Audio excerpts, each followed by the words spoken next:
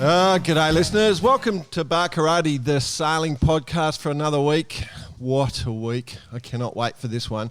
My name's Jordan Spencer and joining me is my good mate Mr. Brett Perry. Greetings, exalted one. Bar Karatians, mate, I can't wait for this one either. I've been looking forward to this all week, to be honest. I've been sailing today and got in, so I've had a great day. I've got into the house, I'm sitting down. I've got myself a glass of red wine, some seaweed crackers and some lovely Spanish olives. So I'm set. You're very sophisticated, BP. Aren't I? Well, I am the exalted one. Oh, yes, of course. And next... He had a voice that could make a wolverine purr. The birthday boy, Mr. Nick Bice. Happy birthday, my friend. It is too. Happy birthday, mate. Happy birthday. Guten Morgen. Actually... I've treated myself. I'm in Dusseldorf, just been at Boot, the big boat show over here, and being it is my birthday, treated myself to a big German sausage this morning for breakfast. Which kind of worst are you having? Yeah, so we dipped into the worst. Don't worry about that. Oh dear. Are you having a beer? No beer just yet. Probably at the airport in a couple of hours' time. So, very good. I'll be the sober happy one this birthday, week. mate. All Happy right? birthday. Yes, thank you. Right. I'm keeping track of my Facebook messages up to 1,073. This could be the biggest year yet. You're a popular man. It's got to do with bar karate. I think mine was the same. I didn't realise I had that many friends either. Exactly. Cyber friends. Yeah. Oh dear. Yeah. Never met any of them. Yeah. I've got to say, Bar Karate is going gangbusters, and I just wanted to say we're loving the support for everyone out there that has been listening to us.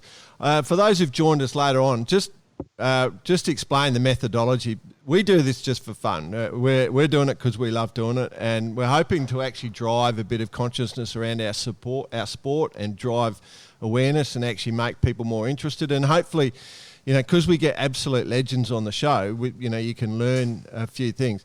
And there's also been a really conscious decision to deliver it in a style of just a bunch of mates talking around a table at the pub, and you guys are actually there at the table. That's the thing. So we've got our email address, cheers@barkarate.com. You guys are part of the conversation, so absolutely reach out and let us know what you're thinking. We have had a massive response to our question about how to get more people into sailing, and we're super grateful for that. That is being looked at by Australian Sailing for sure. I don't know if World Sailing have looked at it, but we do know Australian Sailing's looking at all your responses. So we'll talk on that in a little bit. So we're just loving it. I think that's probably true. We're absolutely doing this and having a ball. Hear. I concur. Yep. And we do it because sometimes we just every week we get to talk to super cool people. And this week, I'm a bit blown away. Ladies and gentlemen. One of the best. Welcome to the show, Mr. Santi Lange, the Argentinian legend. Welcome to our show, mate. Hello, boys. How are you? We're pumped. A pleasure to be here. A pleasure. How was that intro, mate? Doesn't get much bigger than that, does it? Wow. Very good. You are doing a great job. Well done. Santi, we might just run through your resume a little bit just so people who've never heard of you, don't know who that would be, but just in case. I was going to say there wouldn't be very many people. But we might just tell people about you. So Argentinian Olympic sailor, I think you've been to 6 Olympics, 2 bronze medals and a gold. 4-time world champion in different classes, the Snipes and the Tornadoes. A couple of runners-up. You've been World Sailor of the Year. You've done the Volvo a few times. You've been in the America's Cup. So you're a bit of an underachiever, obviously. And then you've got your kids at the Olympics now. It's insane. You're an absolute legend, mate. So how come? How come you're so good? No, I don't think I am that good. I just love what we do, and I've been, I really enjoy. Basically, I had a long career. I think that's why. And also I crossed by great people in my career that teach me a lot. And I think the very best is that I still enjoy sailing at the highest level, and I love it. I just love it. I don't want to work, and I want to go to the Olympics, for example. So I just love it.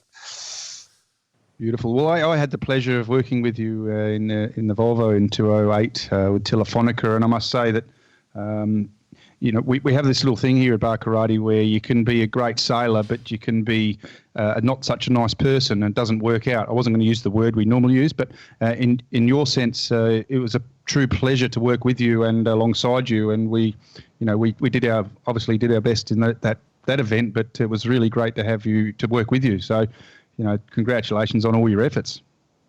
Thank you very much. No, that was a tough campaign as well. No, but yes. For me, obviously, we all fight for results, but the most important thing is that we need to enjoy and be nice people, So obviously the sport is important, but the older you get, that's the good thing of our sport, I guess, that we can practice for a long, long time. And at least I have it very clear in this time in my career that I put all the effort to win 100% and more. But if I don't win, it doesn't really matter. So as long as I have enjoyed the journey and, behave well with your competitors and with your mates, that's all. That's the big part for me, 100%. I am absolutely sure about it. Wow. Absolutely. So, Santi Bicey here. Speaking of winning, where are you now? What's the current situation right now? Now I'm in Australia. I am in Melbourne. We have in a week time a championship in Geelong, and then we have the Worlds in Geelong. I think starting the like in 20 days or so. And we came here to Melbourne because Geelong is really flat water, and we wanted to prepare for the games in a certain way. So we are training here with the British and the Austrian Olympic teams, and looking for more waves. So we are having a great time here in Melbourne. We've been sailing like 10 days in a row. Really cool. Mm.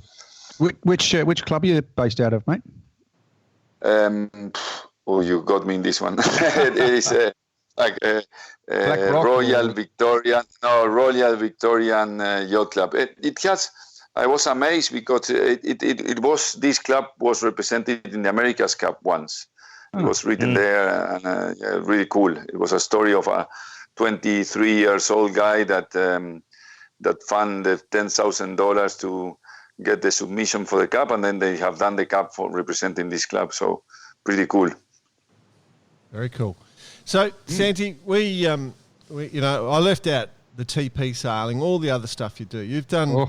You've sailed everything. So, you started at the Olympics in the Solings, you did the lasers, you went into the tornadoes, and then now you're the Nacra 17 gold medalist. If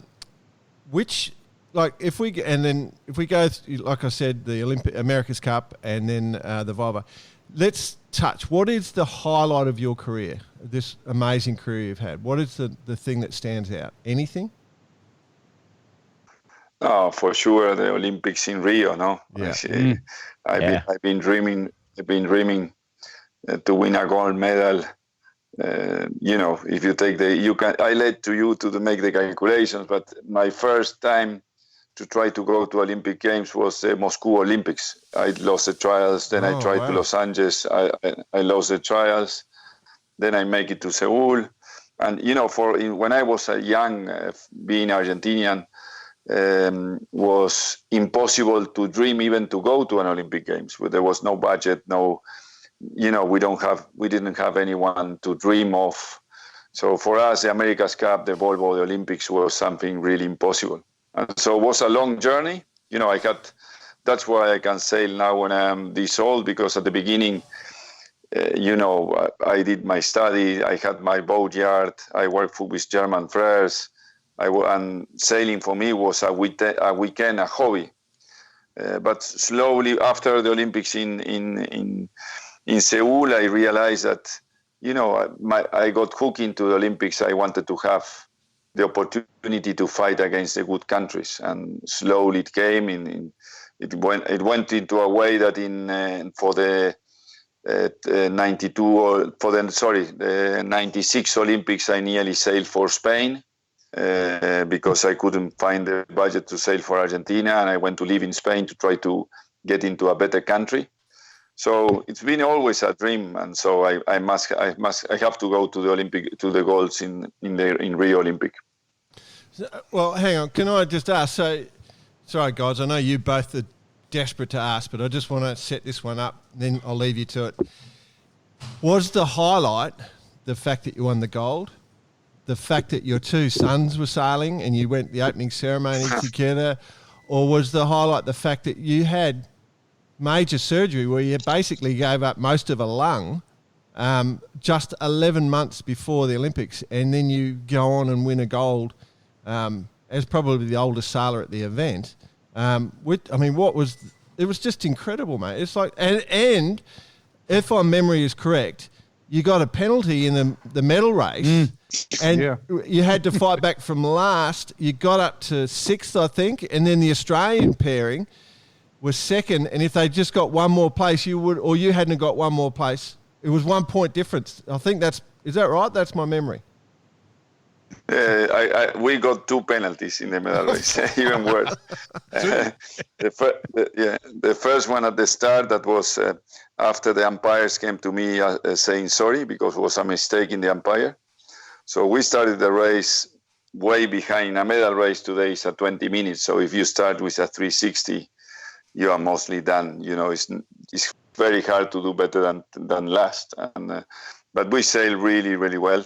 And yeah, I think the highlight was all what you mentioned. It was an incredible moment for me. You know, obviously, I say this many times. To me, I think the further away from Rio we will be, to enter the Olympic Stadium with my sons is something so special. You know, because you as an athlete, you dream to win and you work to win. And you have a huge desire, and you like to be empty to try to do it. But I never dreamed to be in a stadium, you know, being everyone athletes. Normally, as a father, you are already looking at them, or you could be a coach. But both of the three of us being part of the Argentinian team and needing to compete in the next few days was something unbelievable. Well, absolutely deserved. I mean, it was a special and probably the most inspirational story to come out of sailing for a long, long time. Thank you very much. They should make a movie about this, Santi. I reckon. But I was just trying to think of I know a few jokes about people with one ball, but I don't know many about people with one lung. Yes. I am finishing right now. We've been working all this year. Red Bull, that is my sponsor, proposed to do a biography. So now the biography is going to be finished in May or something like that. So I hope it's good. It was a very difficult project because, you know, or normally they ask you. It's cool to say to write a book, plant a tree, and have a son. But yeah, honestly, when I answer yes to Red Bull, then when I started the project, I realized no one asked me if I wanted to tell my story, and so it was a really up and down situation, you know. But I hope it comes well.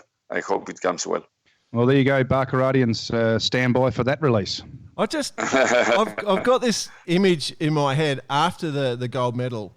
You know, you've gone out this is just an image that's popped into my head. You've gone out to the pub with your boys, and they're maybe trying to pick up a young lass or something, and they're talking about they're coming seventh at the Olympics, and the girls going impressive. You know, like imagine winning a gold, and they go, "Oh, my dad just won the gold." A dad did.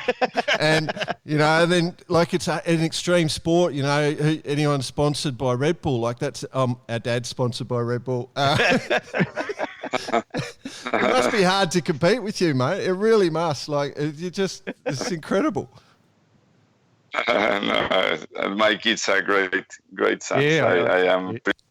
I had the pleasure. I think Vicey and Brett now. So. Yeah, I had the pleasure of meeting Gago in Valencia. How's he going, mate? He's going well? Yes. They, we just as a family had the upset because they didn't qualify in Auckland for the Tokyo Olympics. But it's part of life. It was hard for them. The brotherhood was a big challenge. They are outstanding sailors. Yago have done an impressive career because in Valencia he didn't know how to sail, and then from being 20 years old to 7 years later finish 7th. Was this impressive catch up. He's a standing sailor and he's done such a short career. But so now they're in the middle of what's next, thinking what next, and he say, I don't really know because I don't want to ask. Yeah. Oh, Yeah. oh, yeah. All good. It's very cool. Well, so then for you, obviously, you're still sailing the Nacra 17. You're still doing Tokyo, and the boat has changed. So the Nacra 17 has changed since the last Olympics. It's now a fully falling boat. Has that affected your performance on the boat, do you think, Santi?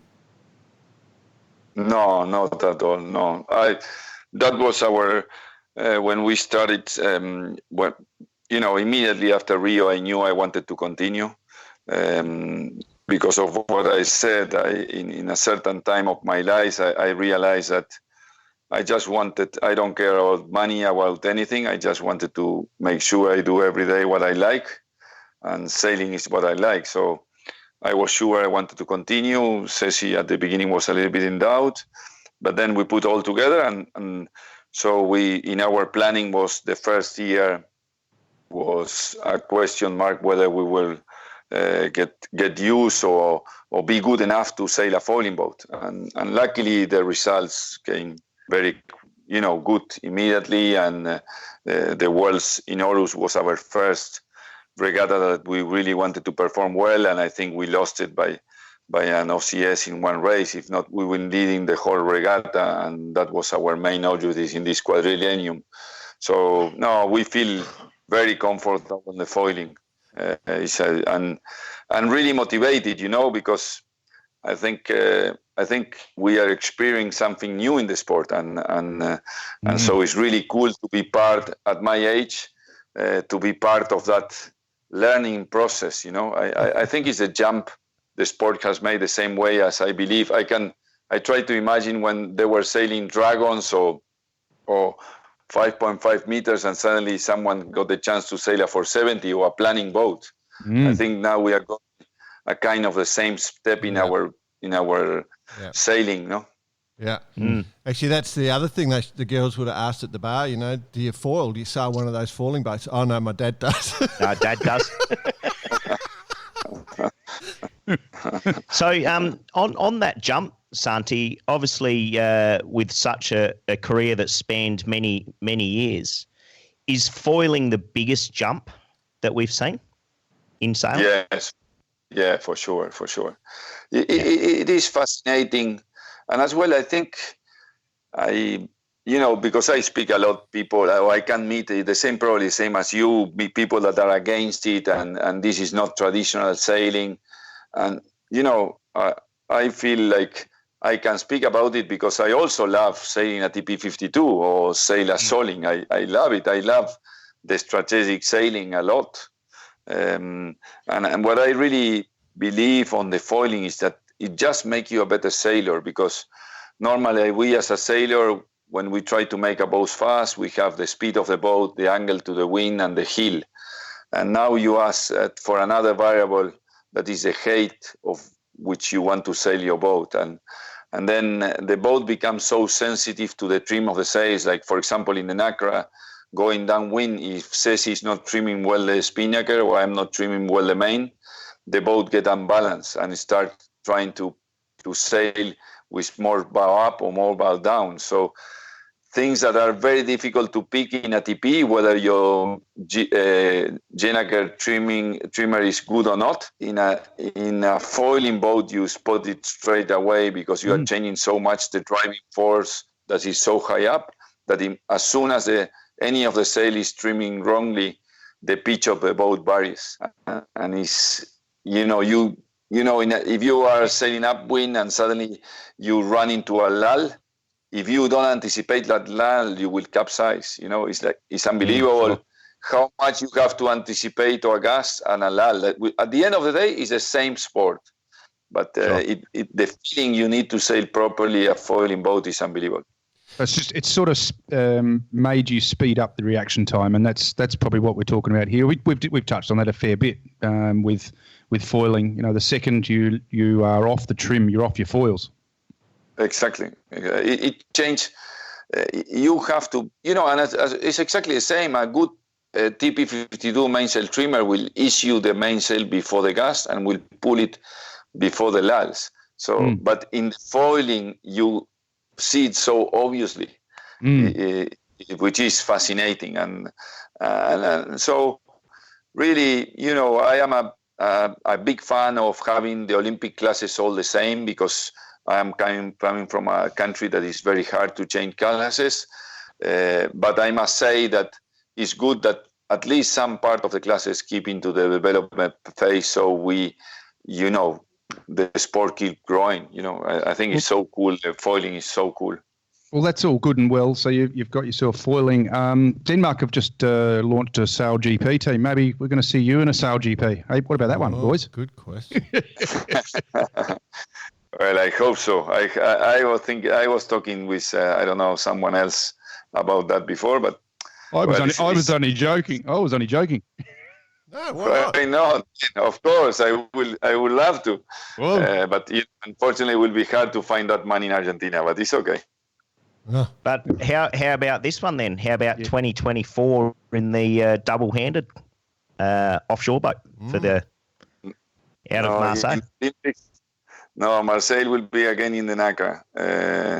I will for sure. Stop. Wow. Yeah. Hey, Santi. It just goes on. Yeah. I love this interview. I love it. Santi, you remember a few months ago we got some footage of, I think it was an American team, I think they might have been training in Australia or something, where they had that huge catapulting swing out and then into capsize off the trapeze. Do you remember that footage?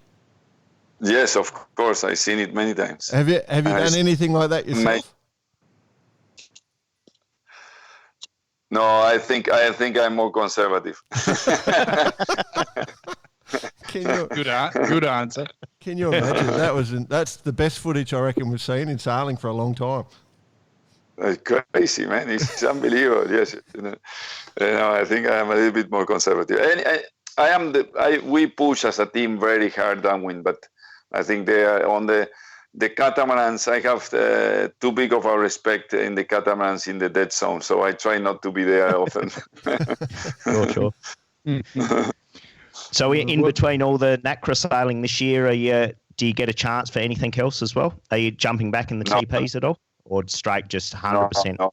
Nacra? Yeah, for sure. If you want to perform at the Olympics, at least I cannot do it. It was already very hard last year, where I did, I don't know how I did, like I worked for TP 100 days and 200 in the Nacra, so it's 300 days of sailing and it was really hard. So no, this year will be only in Nacra for sure. Just to remind the boys here, I sailed with you, Santi, with the TP52 with Origin. But the trouble was, you at the back of the boat with Percy and Bart and Ainsley, you kept getting your bloody medals caught up in the grinders all the time.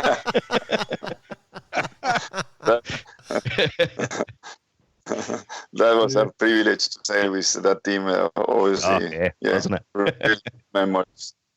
Yeah. Santi, you're also a naval architect, as you alluded to earlier on with your training. So on a professional side, you're actually a naval architect.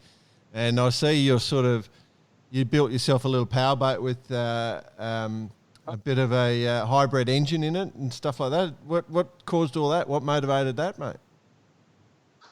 That's a really nice project. I'm proud to say that now the last we built is gone to Switzerland with full electric engine and will run 16 knots with electric engine. And it's a 42 power boat. And yes, I love to design. I had the privilege to work for German Frères and Juan K. So I learned a lot from them. And but I in some time in my career, I was more pushed to be a professional sailor. That's why I quit that. So after the Cup in San Francisco, I said, okay, I had some time. I said, I want to the power boats that I see designed over there, mostly are planning boats. And I don't really believe in that, especially for where we live, that is a delta. And so they design a boat that should be, the design of the hull is to run at 32 knots, but then they build it so heavy that they run it at 20. And so they make huge waves and they break all the coast and all that. So I always thought that this is a completely wrong concept, and people don't run those unless they are very good, high quality. They don't run it at that speed because they break all the interiors when they smash to the waves. So I went back to the old design of semi-planning. That is the torpedo that they use in the Second World War. It's a thin boat, and which plane, because you can manage to plane. And through that theory, I wanted to design that to prove the market in Argentina that the concept of a planning boat, when you don't use it planning, is wrong. And it came out really well. Suddenly I crossed by this hybrid engine, and so we designed together with some of the guys that used to work with me in JYD with 1K. We went through a lot of CFD to try the boat. The boat is 42 foot, and with a 10 horsepower electrical engine, we can run 6 knots. I put, at least we should get to 6 knots. And so it is a really, really nice boat. You go 6 knots in the Delta in Argentina, no noise, 0 noise. And then you switch into the diesel and you can go 19 knots, that I thought was a good speed to travel longer distance. And it was a fantastic project. And now we have sold one of them is owned by the owner of Azura, Mr. Remers. And now I'm building myself one. So if we don't win a medal in Japan, that will be a good time spent to go sailing my own boat. And if we win, it will be a good price. So well, I can tell you this, Santi, as did Falling, as it is revolutionising sailing, electric propulsion is revolutionising powerboating. Here at Boot Festival, there is one designated hall for electric propelled boats, and every second yacht that you see now has some sort of electric or hybrid propulsion. So it's a cool time to be around it and see the technology. Yeah, I'm since I've been hooked to it for a long time. Then when we designed this boat and I jumped into the boat, I was in the marina and I had the rope to throw away to start sailing, and I was afraid to throw it away because there was no noise. That meant, how can I send this out if there's no noise, And it is, and for us as sailors is, you want to have a powerboat, because for me, what I hate of powerboats is the fucking vibration and noise of, sorry for the word, That's right. All good. Of the engine. And, here you go so quiet, it's so cool. And so after sailing that, I said, we need to get this boat in at 100%. And we managed to do that. And I think we were the first electrical or hybrid boat in South America. And now this one is going to Europe to run 16 knots, in electrical engine. Is really cool. That's fantastic. What, just for our listeners out there, what is the name of the project, just so people can have a little search? I will have to send you a picture if you have a Facebook. I see that Baisi have a lot of fans. 1,076 or something, wasn't it? It's just gone up to 1,078. It's SL42, but as I didn't do it for business, I did it as a hobby for myself. Sure. It's not promotion. It's I just do it for fun as a design exercise and to have my own boat. So I'm very happy that it will happen this year. SL42, did you say? SL42, yes. Yeah, well, there you go. No, just people there's obviously a lot of interest going on in this stuff, so it'd be cool for people just to tag on and have a look and get some photos and follow it. So there you go. Yes, I can. I will send you pictures afterwards to you guys. Perfect. Thanks, mate. All right, so one thing we know you've done the Volvo a few times, you've done the America's Cup, you've done the Olympics. So 3 major events in our sport. Is there anyone that you prefer? I guess you're an Olympics man. No, all of them, first of all, I have to clarify that I have done the Volvo but never finished it. So it's something, Neither have I. it's something it's not regret, but I wish I could have done completely something fantastic. And also I dream, I have a lot of respect for the French solo sailors that they go in these trimarans of 110 and do go down the world in 45 days, I wish I can born again and do something like that. Honestly, it's impressive how you see this Frank Camas or Jojon or whoever,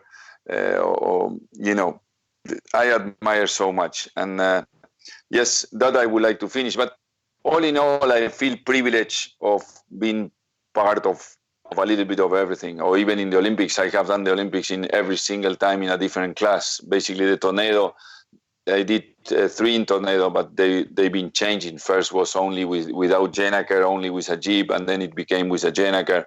So I have to readapt, and that's motivated.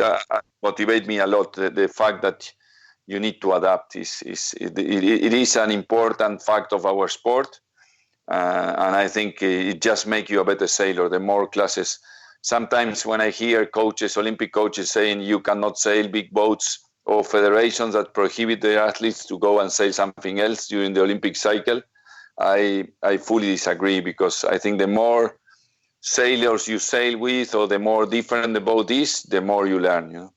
Sure. Yeah, well, you just mentioned on how the sailing's always changing. It's doing that at the moment with the Nacra as well. So now you're foiling, so it continues to evolve, right? Yes, and at the end of the day, when you master one boat, at the end of the day is sailing. You need to start well, go to the right corner, and back on a header.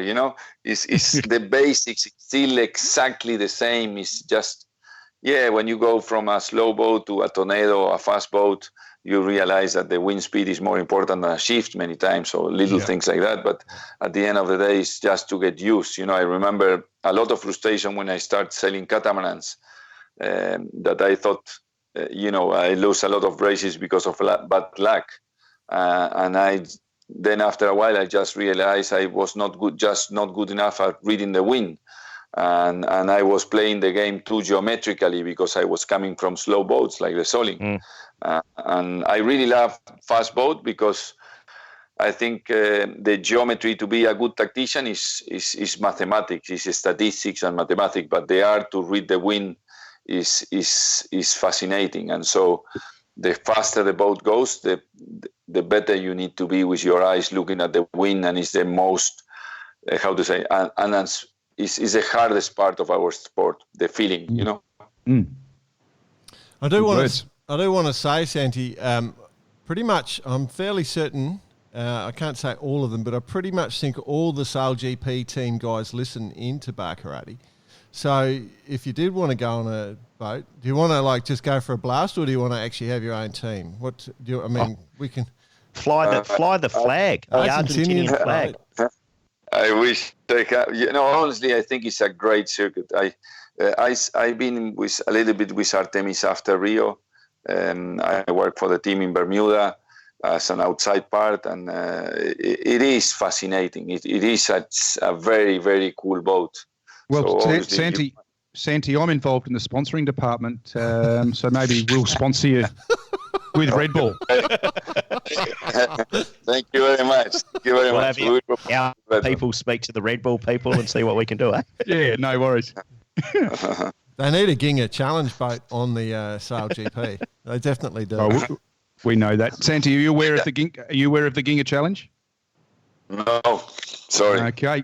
Jordan, do you want to fill our mate in on the Ginga challenge? So Santi, I don't know if you know Bicey very well, but you know he likes a beer, and he and I were having a beer in Sweden one day, in one of the legs of the ocean race, and I came up with this idea that you could actually put an entry in to the ocean race by crowdfunding it. You just had to get behind the right cause. You had to find the right cause.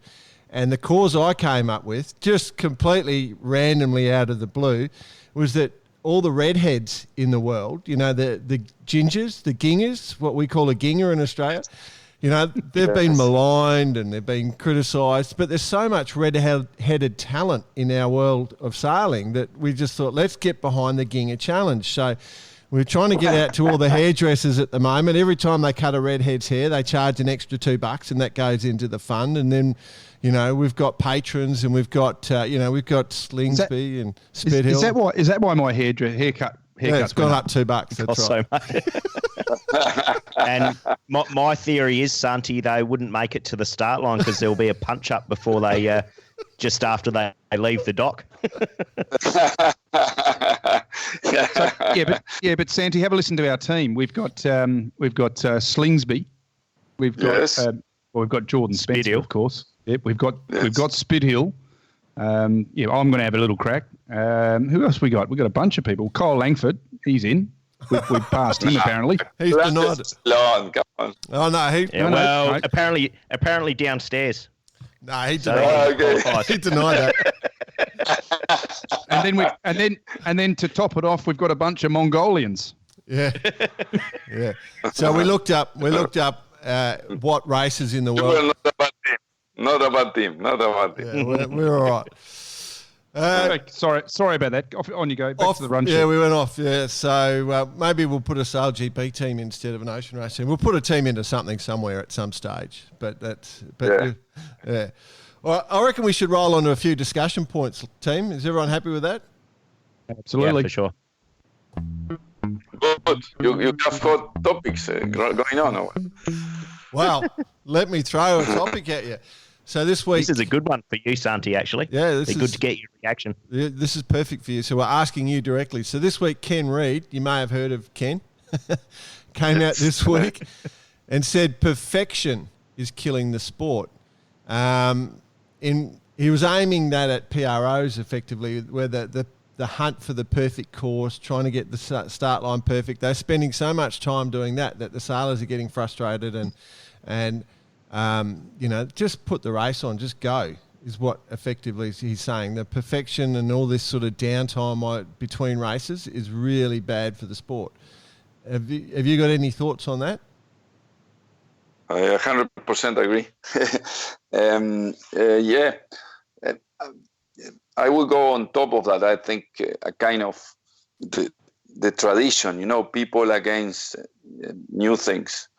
And yes, I agree. And I think we should, for example, in my Optimist, I will tell you a story. I was coming from the working for Artemis. I had to go to the what was the name of this catamaran circuit, the Extreme 40 circuit. Mm-hmm. And I was sailing in China inside the harbor of the Olympic harbor in Qingdao.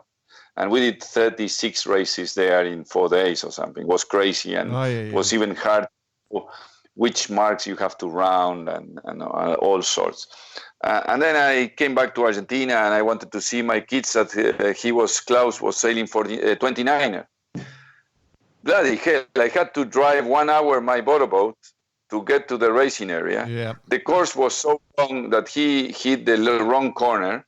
And after 20 minutes of looking a boring beat, he was 6, and I knew he was going to finish 6 because no way he can change that around, because it was a weekend in Argentina. It was only 12 29ers, and the boats were so far apart that was not much to watch.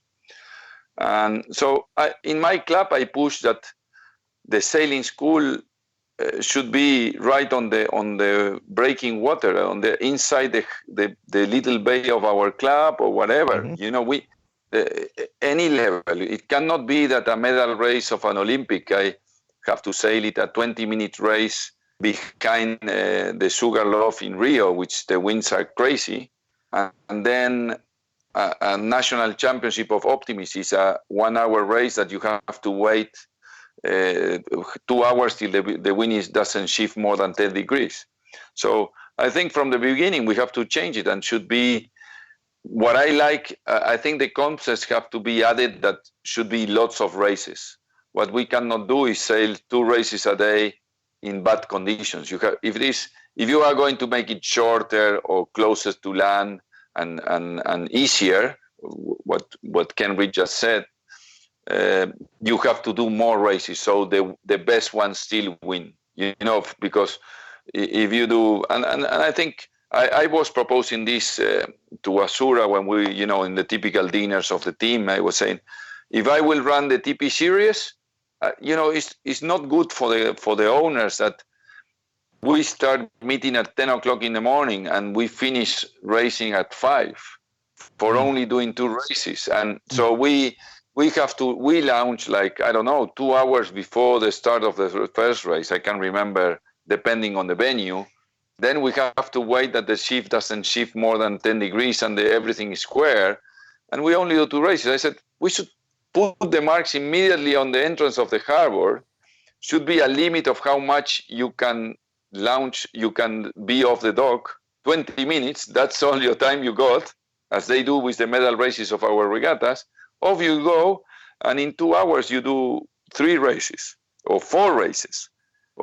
And then I think that I don't know if that's killing the sport, but I think certainly I believe in that road. But for sure you have to add more races. You cannot do 10 races a regatta. You have to do 20 races a regatta, and then the same teams will win.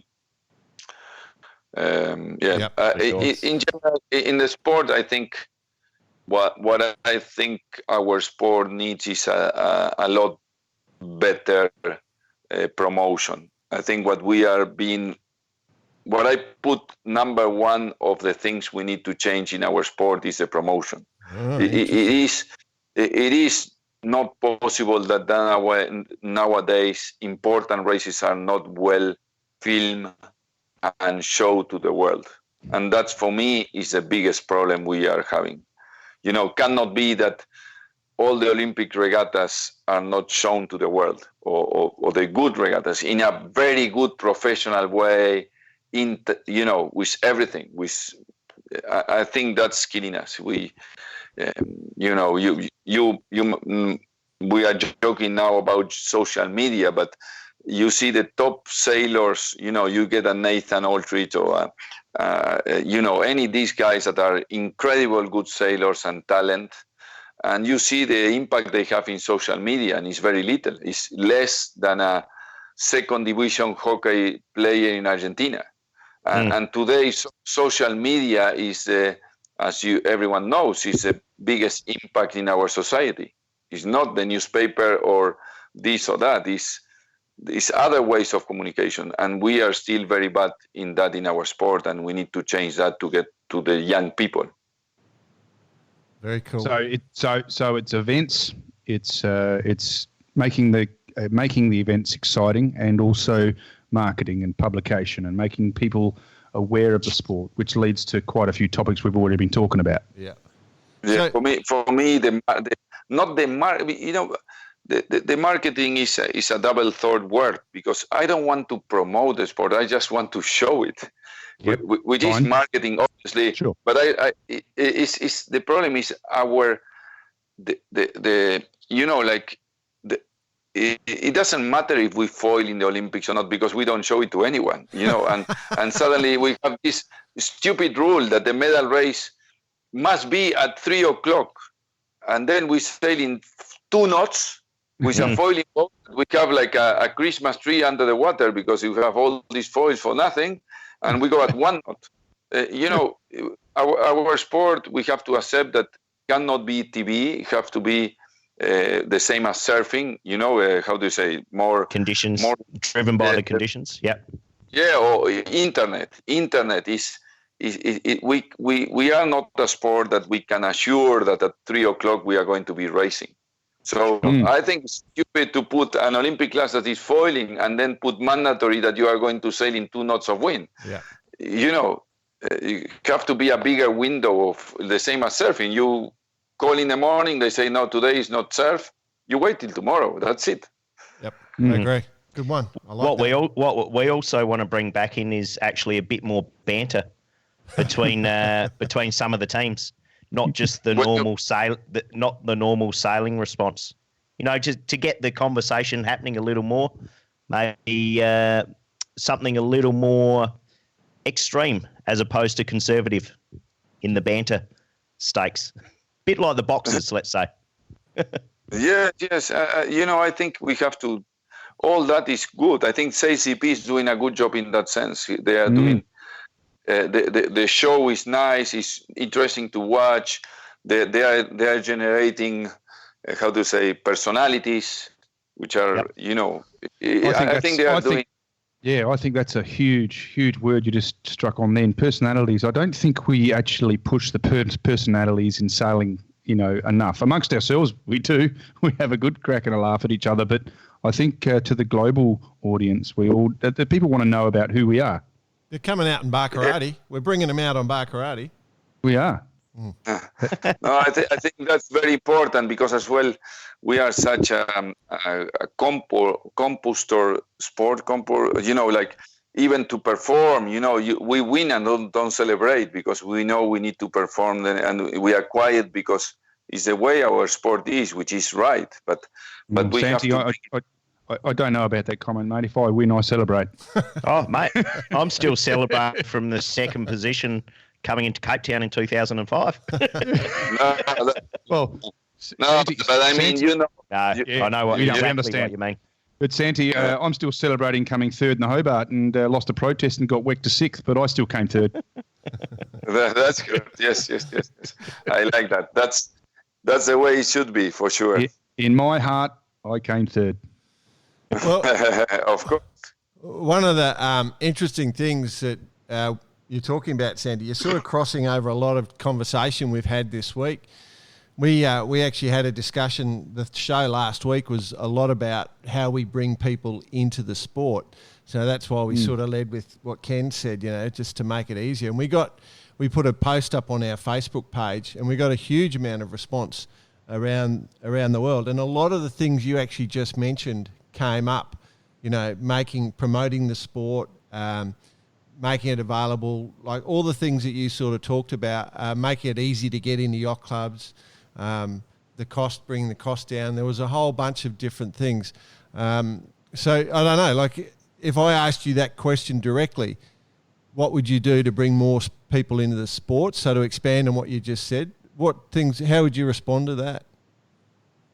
For me, world sailing need to invest a lot of their budget into promoting the Olympic classes and general classes, like everything from the website of world sailing till, nowadays we have the huge advantage of the drones and how we can see to like for regattas I am talking now Olympic circuit and, all the scale of the of the sailing, from the Optimist to the Olympic sailing, for me, for example, it's incredible that we go to an event and it's not open to public, and we are not obliged to have our trailer and our yacht covers in a certain way, the same way that we are obliged to wear, something on top of the life jacket.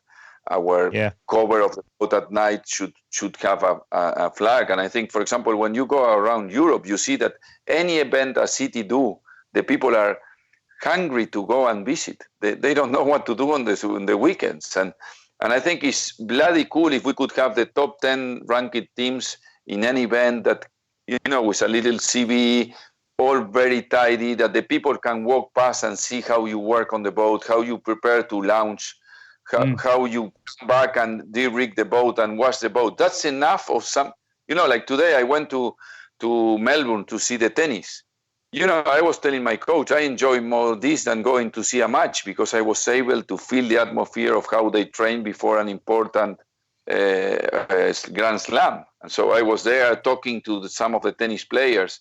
And because of our sport is so difficult to show it when we are actually doing, at least we should promote showing our sport when we are rigging the boats, how the people work on the ropes, on the equipment and all that. That is really nice.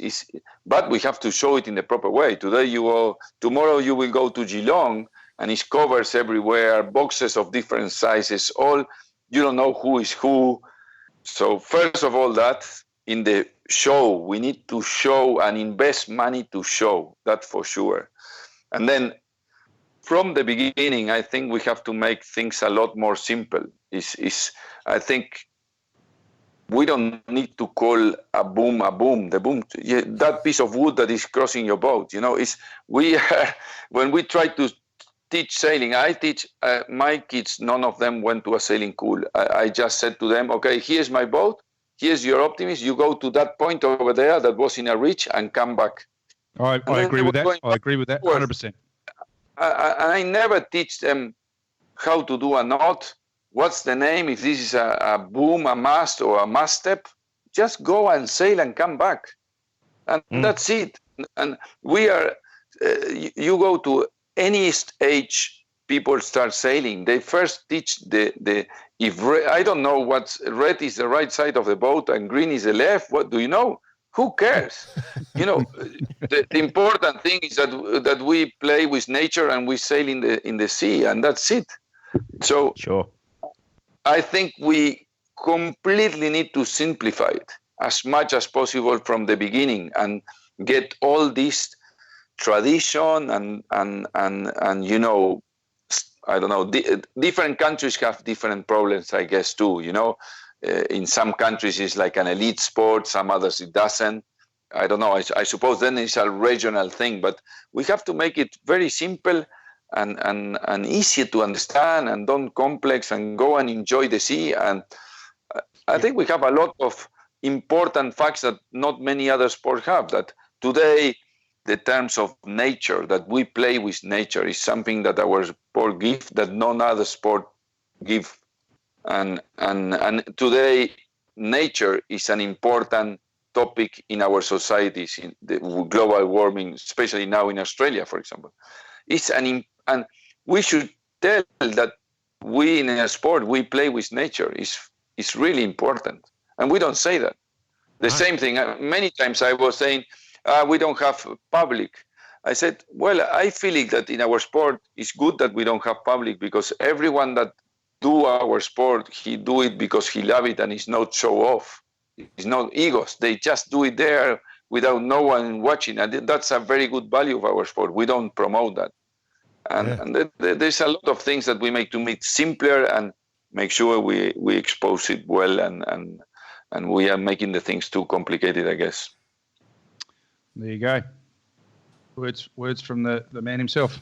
I guess that we're all thinking the same thing, but it's a matter of trying to work out. There was certainly a common theme in all the reactions that we got, and I think you summed it up pretty nicely as well, Santi, without even seeing those reactions. So from the top end of the sport down to the mum and dad that just want to walk into the local yacht club, we all want the same thing. It's just a matter of doing it. Make it fun, make it simple. It's inclusive, not exclusive. That's the key words.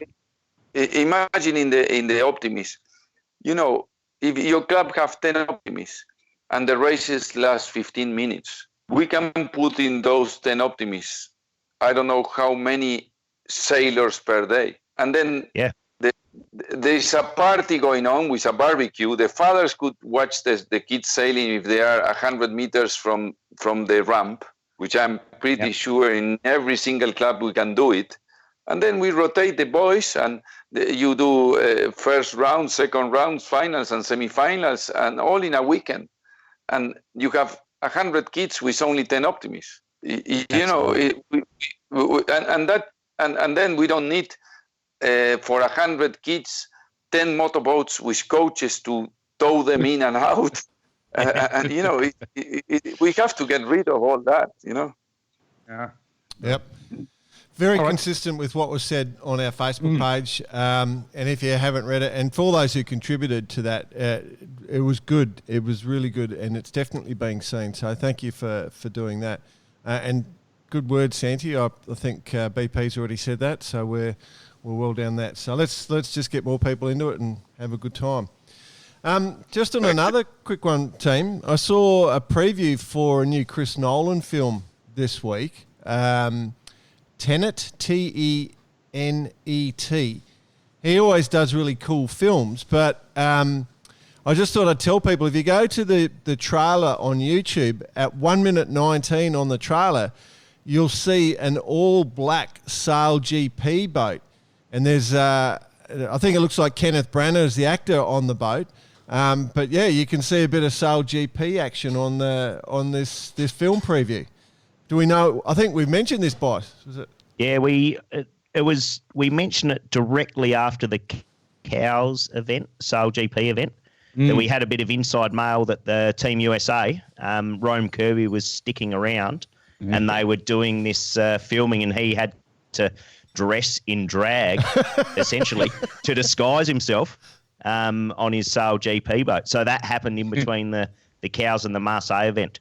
That's a funny thought. And as it comes out, Secret Pro was right again. Yes, Secret Pro. Nails it. Do you guys actually remember, Santi? You might. I don't know if you watch movies at all, but you other two blokes, probably a little bit younger, but there was a movie called The Thomas Crown Affair. Did you guys ever see that one? Oh, yes. No. Oh, I remember. Yeah. Oh, sorry.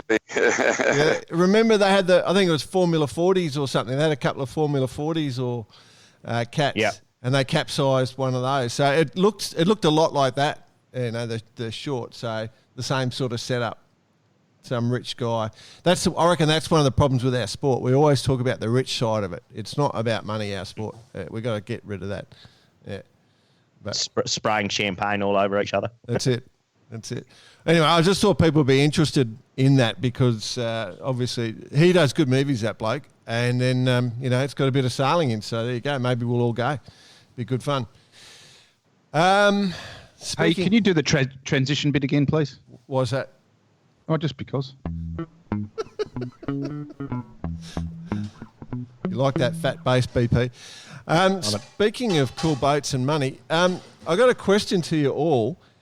Have you guys ever had a friend, a male or a female friend, that's become hooked up, they've started dating or they're married, the complete wrong person, and it's totally changed them? Have you ever had that happen in life? Mate, we're not a bloody social experiment here. Just answer the question. Do you want to, Dr. Dave? Have you found yourself in a little not me. situation? Have you? No. Anyone we know, or?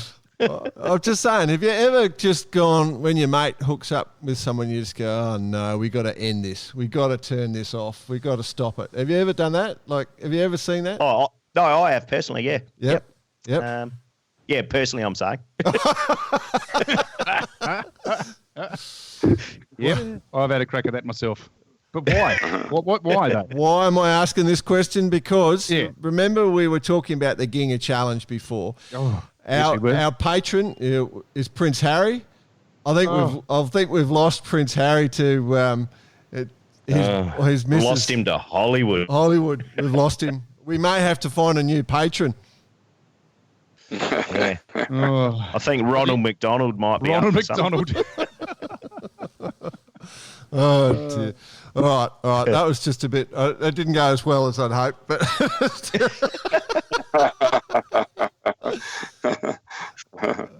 Well, it's what we are. We're cutting edge here at Bacarati, and we're in the news, and it's important to follow the news. So Well, obviously, I've laid my view of the whole thing on the table then too.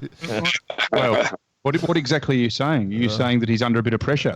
The problem is that us Gingers, we get the chicks come at us hard. They love a Ginga.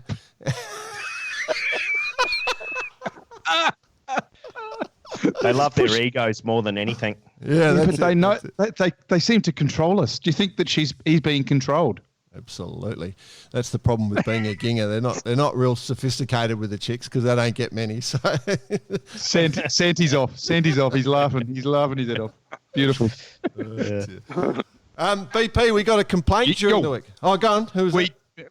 We did get a complaint. Yeah. A real one. Yeah. Do you want to lead in? You got it as well.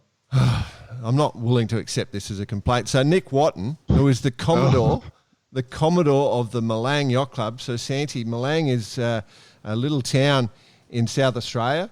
in the middle of South Australia on the Lake Alexandrina, and one of their members, Mark Roberts, came fourth at the Australian Etchell 2022, the Etchell Championships, the Nationals, last week, and took a couple of races off of the big boys. Yeah, and I was just right here. We saw a race. Yes. Yeah. We're seeing right here. Yeah. So as part of that conversation, I kept sort of saying from Milang, like Mark Roberts and his team from Milang, and I said, like, Milang's got 11 people live there. And well, did it absolutely cause a stir? I'm sitting in a bar having lunch the other day, and I get a phone call. From Nick Watton. Now, Nick, I know you're going to listen to this because you've been on to me all week.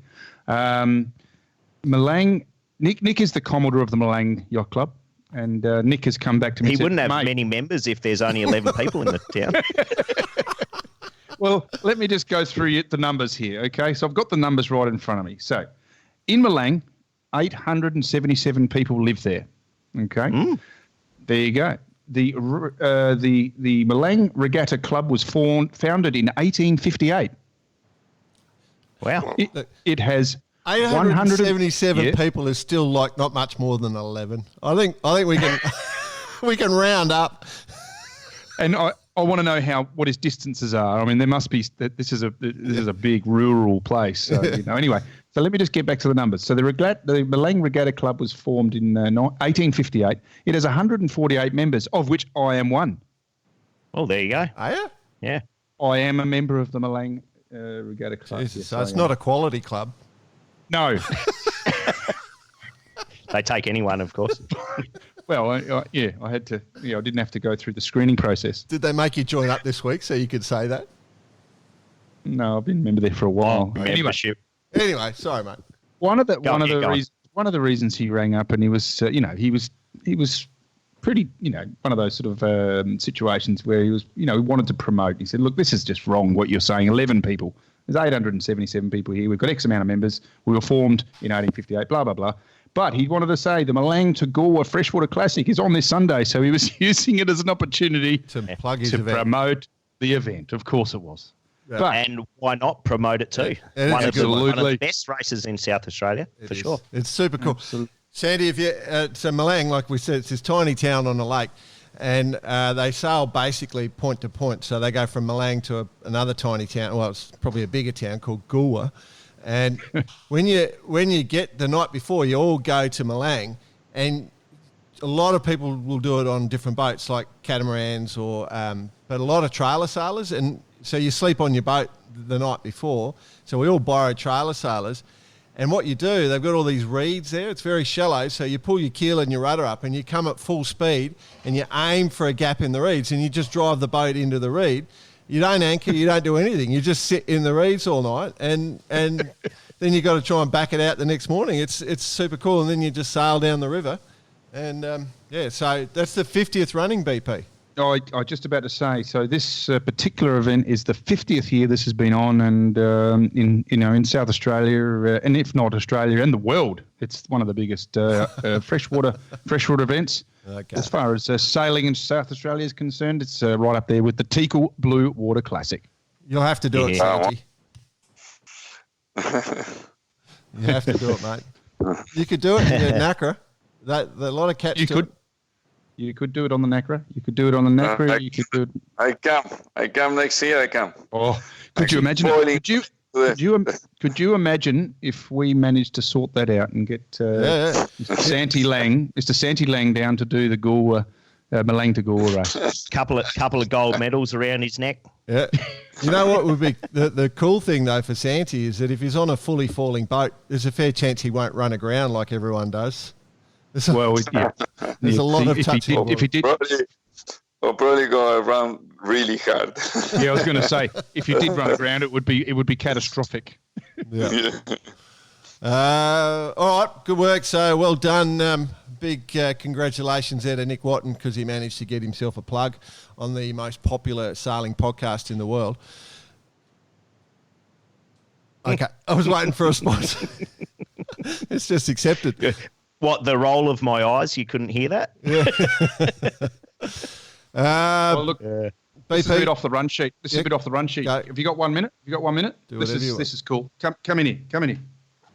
Oh, Nathan Quirk. Nathan Quirk. Speaking of this, real close. G'day, guys. Welcome. This is just a test too, so you can say whatever you want, mate. G'day, All mate. right. Yeah. No, you're How's live, it going, mate. fellas? Good to see you, mate. So, I listen to you every week, but I haven't spoken to you for a while. So, can you see Santi there as well? Do you know Santi? yeah, we worked together at Telefonica. I was going to say. Years ago. I cannot see you somehow. I don't know why. I have my screen. Oh, that's Could you Not get much to see anyway. It's the great Nathan Quirk.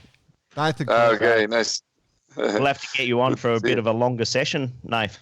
Oh, But we might have to reel the stories back. what stories? Yeah, Exactly. Yeah, cool. Yeah, all right. Right. Good to see you, Put bud. you back to BP. Yeah, Yeah. you too. Take it easy.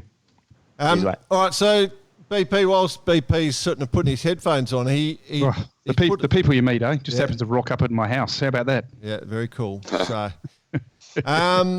So your sports boat sponsorship, BP, I've still got some questions here. I mean, why are we doing this? I think you've just organised it because you're doing the Sports Boat Nationals.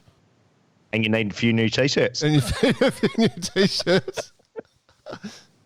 Well, it's one of those things. I just wanted to see the Baccarati on the side of the boats at the start. All right, so we've got to justify it for tax purposes. The accountant's been on to us, right? Oh, no. Already? So what we have to do is pretend we are real journalists, right? And we're doing it as a research for the value of sports sponsorship in sailing. So we have to see how much our numbers will jump up and how much our income increases. Remember, our income's zero. Currently zero. Increases from zero to what? Whatever. That's what Possibly we're saying. zero. So we got to work this stuff out on the back of this sponsorship, and then we can extrapolate that for the whole sport and use that for all potential sponsors as a guide to value to sponsoring sailing. So these sports boat guys better make sure this sponsorship works, all right?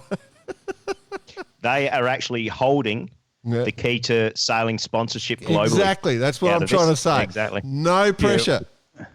Well, that's no problem. No problem. So I suggest we maybe have a chat to young Luke next week and see how it pans out. Yeah. All right. Yeah, just don't stuff this up, BP, all right? This is the greatest No chance. scientific experiment in the sport of sailing, all right? And how we actually gain sponsorship in our sport.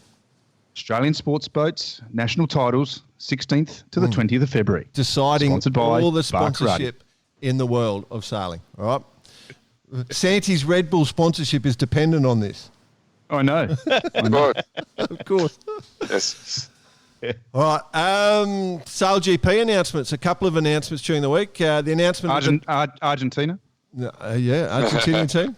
There's a Danish team. Did you guys have a quick look? Yep, we did. Saw Nikolai up there. So with the rest of his team. A true national team by the looks of things, except for, of course, another bloody Aussie. Yep. The male model. The male model From the male model got a run. Yeah. Tom Johnson. Bloody hell, he's doing the rounds a bit, old Tom Johnson, isn't he? He is. He's a bit of a boat whore, isn't he? Yeah, you said it better than what I was going to say. Have you sailed with Tom, Santi? Do you know Tom? I know him, but I haven't sailed with him. Yep, lucky man. No. He's good. He's a great guy. I have a lot of time for Tommy, so good on him. And Nikolai, another great guy. I'm really excited about this team. So hope they go well. When are we gonna look at getting Nikolai on the show? Is that a possibility? Yeah. We check pretty regularly. We get on well with the guys. Nikolai. And Nikolai has possibly one of the funniest stories in yachting that you're ever going to hear. So I need to get him on for that. For Can sure. we tell that story? Do you reckon we could? No, tell we can't. We'll let Nikolai tell it. Oh, yeah. No, it has to be done. Has to be done with It the is accent. one of the great stories. No, let it go. Let it All go. right. Okay. Yeah, we'll get him on. Nikolai, I know you listen. Bruno De Bar managing the French team. Oh, speaking of someone who has every other job in yachting, anything else Bruno needs to do? dear. I got to say though, I having as I said earlier, working with Santi in the Volvo back in the day was a wonderful experience. Working with Bruno was a great experience as well. What a cool guy! There you go. I'm just straight from the top. We get on with Bruno. We get on great with Bruno. So, and he's done well for himself. He did marry his daughter off to a bit of a rogue. So, Yeah, exactly. Tell us the story there. I don't know about that one. An Aussie. Yeah. Oh, right. Yeah. Oh, Yeah. So he's made some wise choices. there you go. All right. So congrats, Bruno. So the French team should pick up even more. Do you get on with any of the French guys, Santi? You must know everyone in the sport. So who's your favourite out of the French sailing scene? Or can you say that? No, Billy Besson, of course, is I sail a lot against him. Yes. And Marie Roux, most of the guys that sail there are ex-catamaran sailors that I race against them, and obviously I respect them a lot. All of them are very cool guys. Yeah. Very cool. Sure. I'd forgot about Billy. God, he did well in the Nacras for so long, didn't he? Well, he still does, but like he owned that boat for so long. Yeah, he honestly is in the Nacra for before Rio was unbeatable for sure. He was in another level than all of us. And then you took his gold medal. No. Very well respected. I think he won 3 World Championships in a row. He have done awesomely well. I think. Yeah. Now, unfortunately, in Auckland last month, he lost the opportunity to come to Japan. The other French, Quintin, him on the trial. So wow. I was not expecting that at all, but that what happened. Wow. Gee. Okay. All right. Santi, we have this thing we ask on a regular basis: what boat are we buying this week? What yacht are we buying this week? BP's put his nomination up.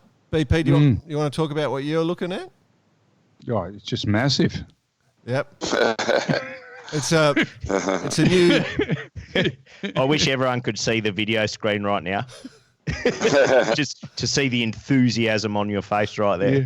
Well, apparently, I read through the write up on it. The owner's cabin has its own exit to the water. Right. Yeah. Right. I don't know how they've done that, but it has its own why they do exit that? to the water. It saves on divorce. It saves on divorce proceedings. Saves a lot of costs. Anyway, or aids to divorce proceedings. Just leaving the exit ajar a little bit. Where did she go? Don't know. 3 taps. Oh dear. He's put this life jacket on first. Yeah. So it's a Philip Brown design. Make sure you disable the USAFE automatic response thing. Exactly. So BP, you put it up on Facebook, a Philip Brown new super yacht concept. It looks amazing, super cool. And I actually shot my load early too and went and put my picture up as well for the Performance Classic yacht, the 55, I think it was. The most beautiful thing I'd seen. I don't know, did you guys see that one?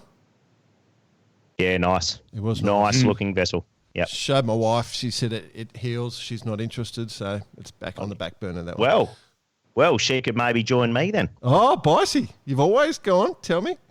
Yeah, no, I ran into my mate Spike Abram yesterday at Boot Dusseldorf, and I'm going to Gunboat 64. Oh, I've heard this. Righto. Nice boat. Fast cruising catamaran, plenty of room. Beautiful fit out. Pretty much everything you want on a cruising cat. Yep. Well, not only just cruising, it's super quick as well. Yep. So is that going back to, I think it was episode 1, we've won some money, and is that what you're going to do it in? Yeah, something along those lines. But this week, the Gunboat 64. Yeah, 100%. well, we know a bloke that's got one of those. We're going to get on the show at some stage.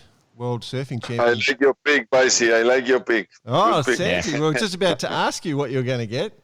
So, all right. Yeah, so Yes. Santi, in the world of yachting, in the world of yachts and yachting, we're going to ask you, put you on the spot. What would you buy right now this week? You had the money, you had to buy it today.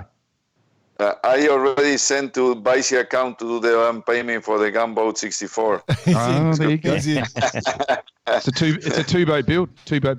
Yeah. 3, I'll have one. I don't mind. Let's go. Stuff it. I'll have one too. All right. There we go. Match racing around the world. We're actually going to bring in a new segment in a week or two. Which beer are we drinking this week is one of the ideas that we've talked about. But any secret pro news? We've got some of the best pros in the world throwing us info. Any secret pro news? I know we've got a bit of news. I'm very scared about talking about it. No, I think we're think going we should. to leave this just for now. But when it does come out, we'll of course say we were going to tell you so. Or we told you so, sort of. Yeah, but no, we're just going to leave that for now. I think from this side. Yeah, we've been sitting on a lot of stuff. Santi, have you got any inside information about anything within the yachting world? Not from you, from someone you know.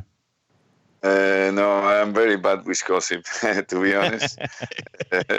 I am not your man for that. Let me think. If I think something through the show, no, not much. No, unfortunately not. Okay.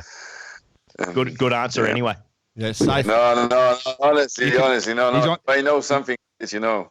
He's on the top of his game. Yeah, sure. All right, so 505 Nationals. Are you guys? Whoa. Oh, BP, you've been sucked in. The 505, Santi. Have you ever sailed the 505?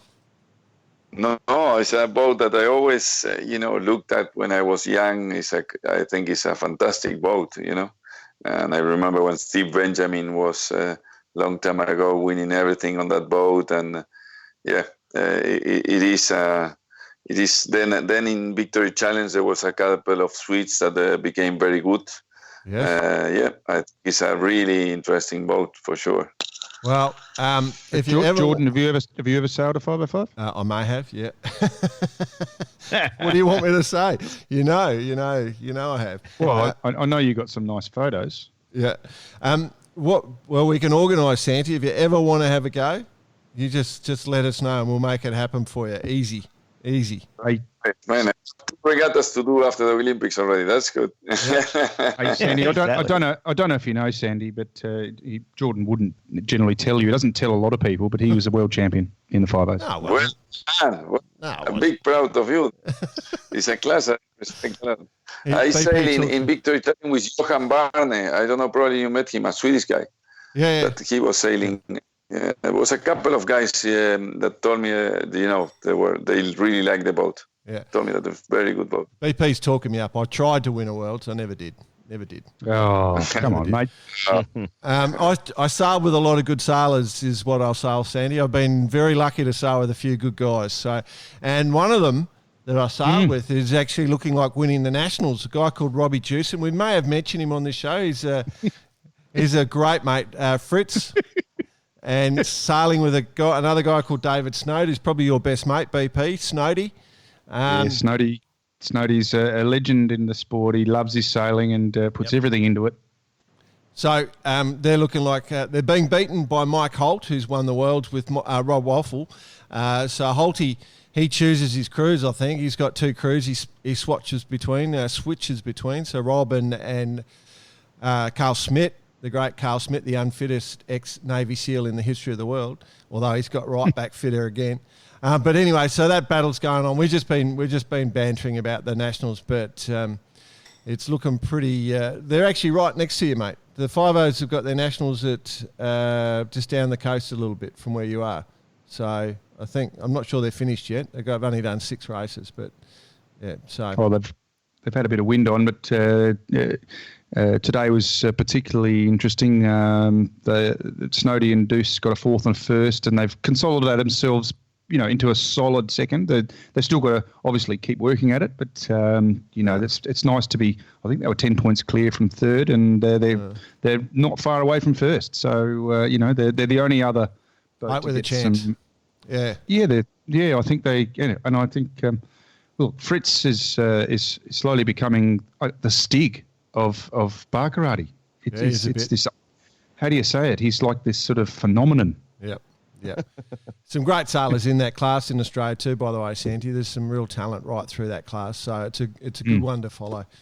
But yeah, congratulations to all those. So we'll just give that a quick mention. If you do want to contact us, we can find us on Instagram or on Facebook and through our website, Baccarati website, and you can always email us. What's the email address, Bice? Cheers at Baccarati.com. Cheers at Baccarati.com. What a great. Why do we have an email address like? Because people can email us. That's what. There you go. There we go. Well, I'm just bringing it up. I wanted an answer. Secret Pro news, any topics, goss, yeah. add to a few topics. And to tell you the truth, I think we've got topics definitely for the next several weeks. We've got some stuff based on some of the suggestions coming in. So keep it up. Keep it up, Baccaratians. We've got a few. We're going to do something where we're going to actually ask people to dig out their best regatta T-shirt. We'll talk about that next week or the week after. Santi, you'd have like we're talking the ones you probably wouldn't wear is what we're talking about. Ones. Would have picked up a few along your way for sure. And we've got a couple of challenges lined up, which we'll announce in a few weeks. So just keep that in mind. We've got a few things coming up. Santi, we asked this question. We're basically to the end of the show. So we ask this question each week, a quiz question. And the statement I made last week's a true or false one, and I'm interested in your response. So I'm making a statement, and you have to tell me whether this is true or false. Beer was not considered an alcoholic beverage in Russia until 2013. True or false? True. It's true. Absolutely. Yeah. Those Russians. Well, and so it shouldn't have been. I mean, it's just daily consumption. Doesn't matter. Exactly. Unless you've got anything with vodka in it, that's the only thing that's alcoholic.